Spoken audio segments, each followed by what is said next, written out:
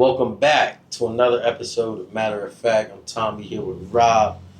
How you been, man? How's life? It's treating me well, man. It is treating me well. Treating you well. Market's up. Make sure y'all check out our economy episodes when you get a chance. Get in that market. Set yourself up. Start a Roth IRA up. You know what I'm saying? Do something with your life. You know what I'm saying? But that is not why we're here. We are here because something crazy has happened. The Supreme Court has just dropped a bombshell on order. Well, basically, they just allowed Trump to go over federal judges' decisions to block birthright citizenship cancellation. You want to tell the people a little bit about what that exactly means? Well, let's let this guy tell him. Who's this? The damage report here. This guy will break it down. He's not happy about it. It's definitely a controversial thing. It makes sense in a lot of ways because I think what the big frustration here is that this opens up the president to a lot of things, but it's just an example of how our political system essentially failed, and to get anything done, you gotta let the president do it. So this is just giving him free reign to do it. Yeah. Broadly speaking. Literally. So. And this is just how he might use it first. So let's get into it. The Supreme Court earlier today limited the ability of federal judges to temporarily pause President Donald Trump's executive orders, which is a major victory for his administration and a major loss for the separation of powers and our Constitution.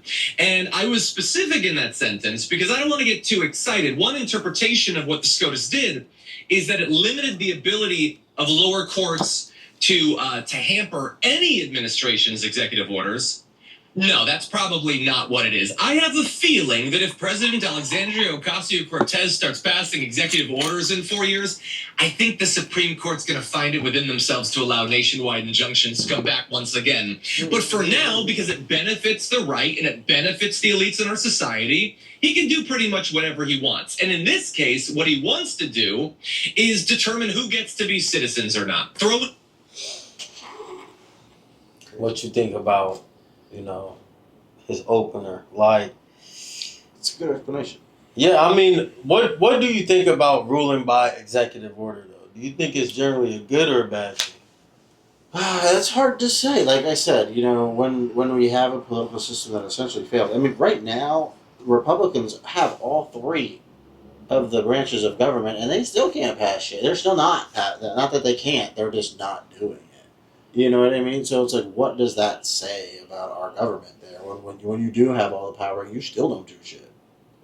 I don't know. You know what I mean? That's tough to say. And I guess you have to get a majority, 60% vote in a lot of things. But whatever it is, we're just not getting there as a country. So you voted for this strong man, whoever the number one guy is, gets to do shit, and you can't have some random judge just impede and be like, no, I overrule that guy.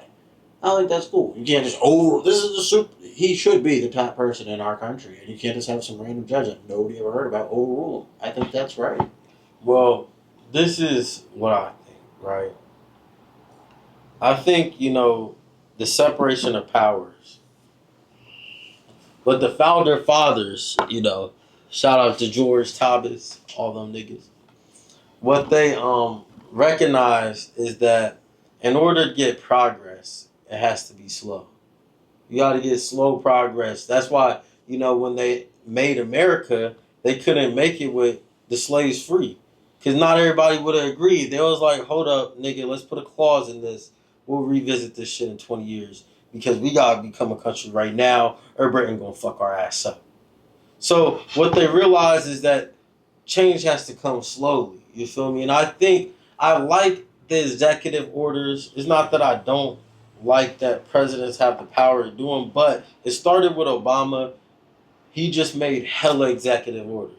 Then after that, Trump got in office, he made hella. Then Biden came, made hella. And when they're doing this, they're making hella. Then the next president gets in, they undo all the other ones, and they make hella themselves. So we don't really get any progress that way. We just get a little bit this way, then we come back a few steps, go back a little, go this way, then So that's my problem with that. So, but listen to this. Potentially, let's say they're doing this, they're doing that, and somebody picks a really good executive order, and people love it. Can not the Senate and the House say, okay, everybody loves this shit, let's vote that into full law then, you know what I mean? And say, okay, presidents can't change that, and they should. But then that's how you get a little trial, and we tried this, don't take it away, don't let anybody take it away, then boom. You know what I mean? What do you think about that? I don't think that's realistic. Cause what are we doing? Are we just throwing a bunch of shit at the wall and seeing what sticks? Is that what our government is going to be like? Fuck it, let's just executive order away. Let's throw shit at the camera lens until something sticks on it. I think I don't know. It right now we're probably not heading in the right direction, but in order to head in the right direction, it's going to have to take the election of more of a singular mind that can lead us there. We're not going to do that collectively. We will just destroy ourselves if we do what we're doing. I think because politics is so corrupt.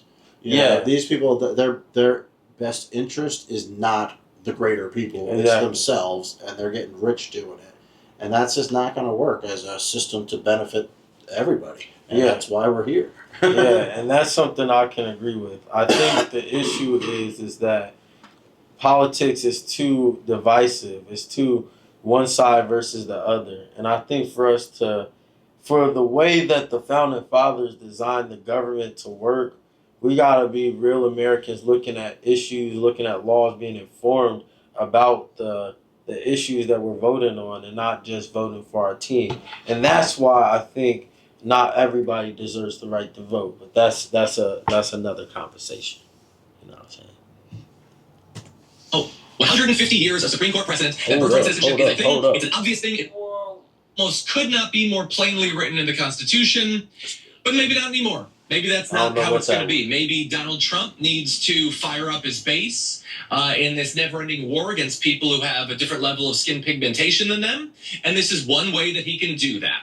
And so we have a 6-3 decision.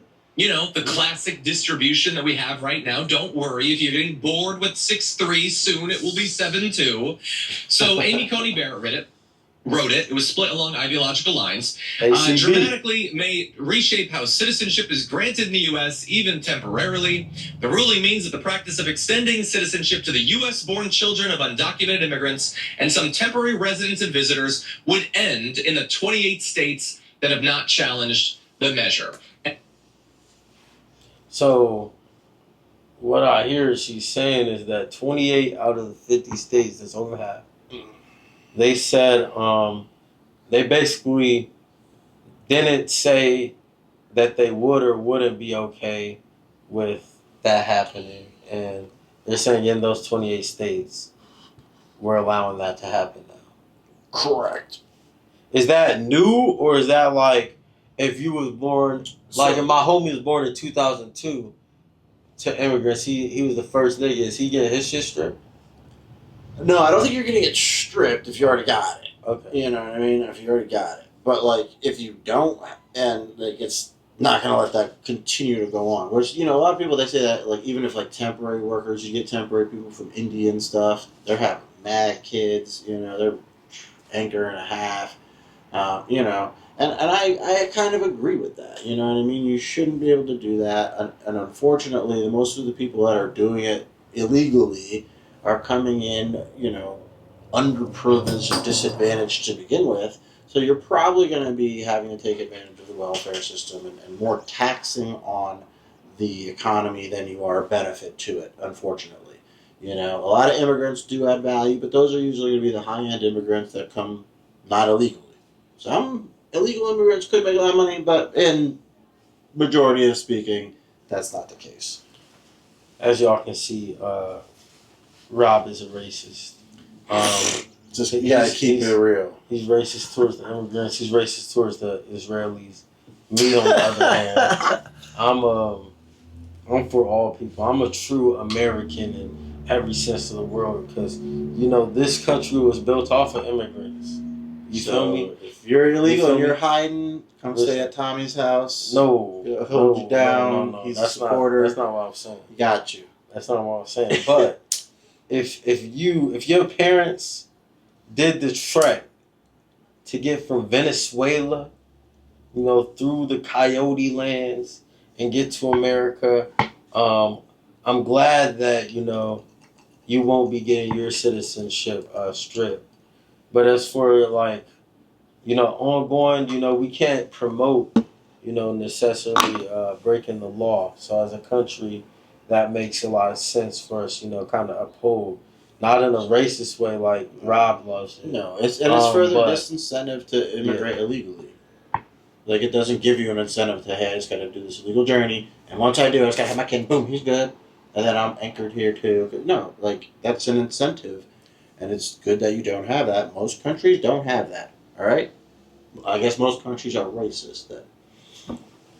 Hey, you said it. Tommy said that's why I don't think there's nothing wrong with being racist necessarily. But it's just how you do it. I think nationalist is the right word. There's nothing wrong with being nationalist. You can be racist. It's how you do it. Yeah. I think everybody's nationalist. If you got an American flag, you're nationalist. Tommy's next video: how to appropriately be a racist. Check that one out, guys. It'll help you out. Yeah. Do the straight and narrow path to racism. Yeah, you don't gotta get canceled to be racist. If you want to be racist, you know what I'm saying. So, what they decided to do, as they've done so often, the Supreme Court didn't come out and say, Trump is right, birthright citizenship is unconstitutional. One reason they might have not said that is that that's insane. Instead, they're just saying, we're not going to weigh in on it. And even though the question of whether you're a citizen or not is about as vital a question, it's as pressing a need for the SCOTUS to weigh in as possible, they're not going to. They're just going to allow Donald Trump, starting in 30 days, to move forward. And in his press conference that he gave after this came out, he made clear that that's what he's going to do. And So if you're pregnant, push the baby out now. You got 29 days. 29 days. It'll be straight. Until we're going on effect, yeah. 29 days. Go. I think that's very, it wasn't effective immediately. Y'all niggas that's still here, y'all got a chance. And those other states, get there. Oh, yeah, and you could just go to the other states. Facts. Y'all niggas good. Yeah. I mean, it's over half the states that's... Y'all good, bro. Think about half. Y'all got here from wherever the fuck y'all got here. Y'all get to those tomorrow states. with an actual ruling on the merits of the case. It's extremely unlikely that that's going to happen. It's unlikely that it'll come out in the next 30 days. It could come out in 1 month. It could come out in 6 months, 2 years, or never.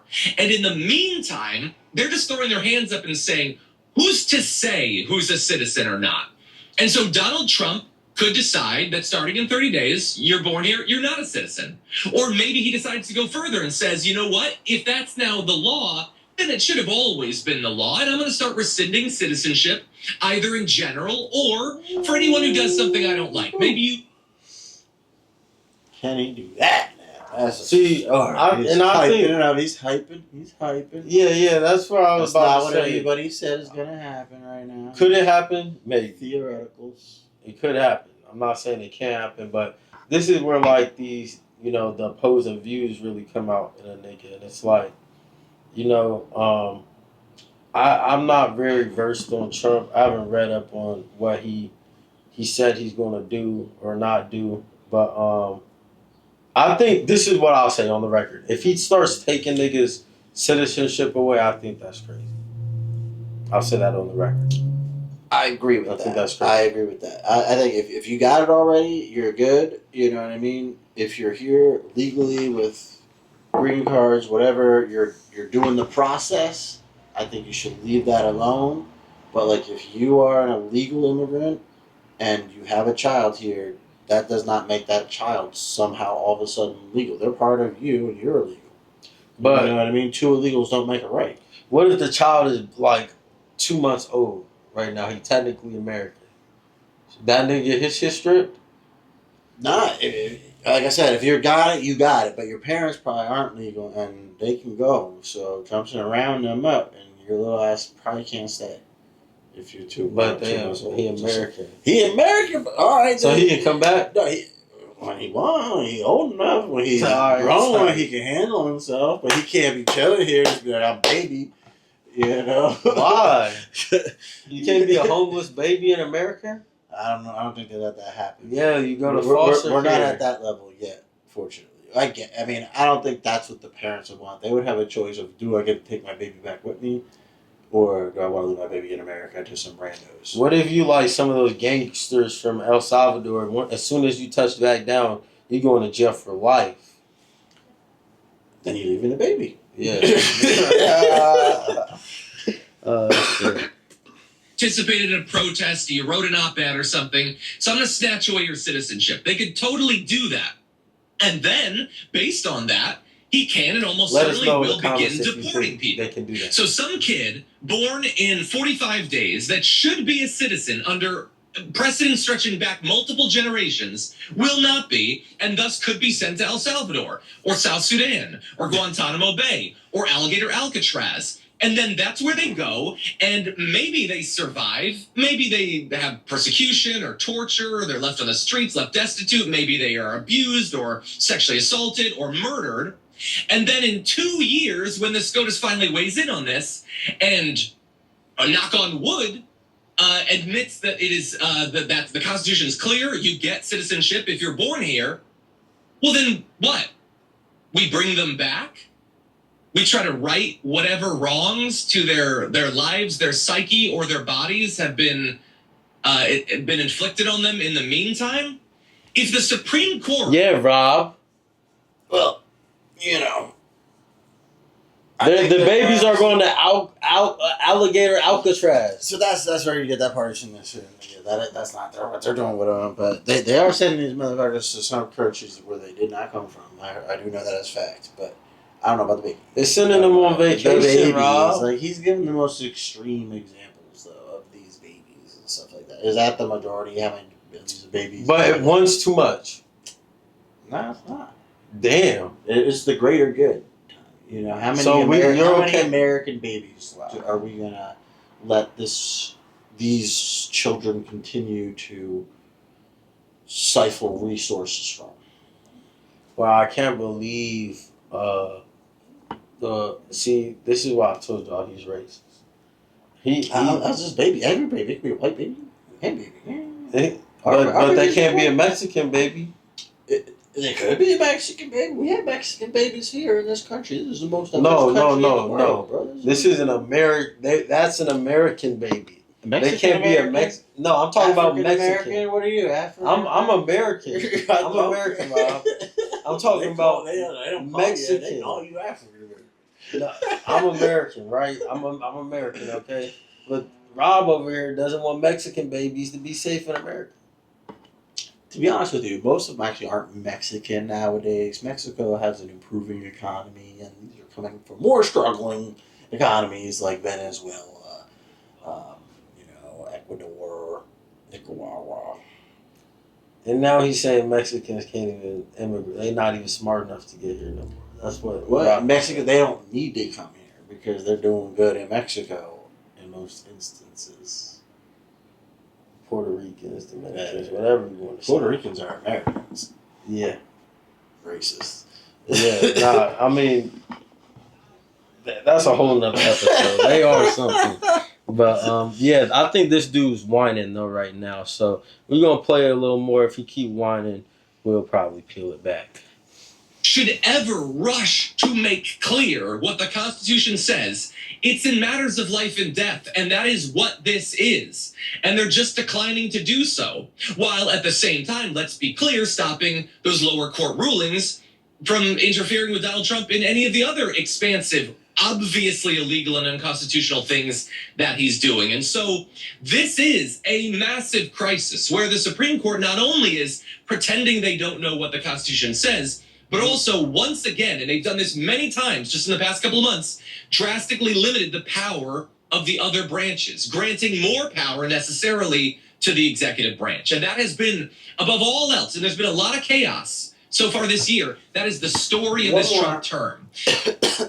That's a good point he makes. That is, but to counter a lot of what they're saying here is in the Constitution. Like, how do you even interpret that? Like, apparently these people technically shouldn't even be here. You know what I mean? When they're doing that, like to have the kids. So I don't know. I feel like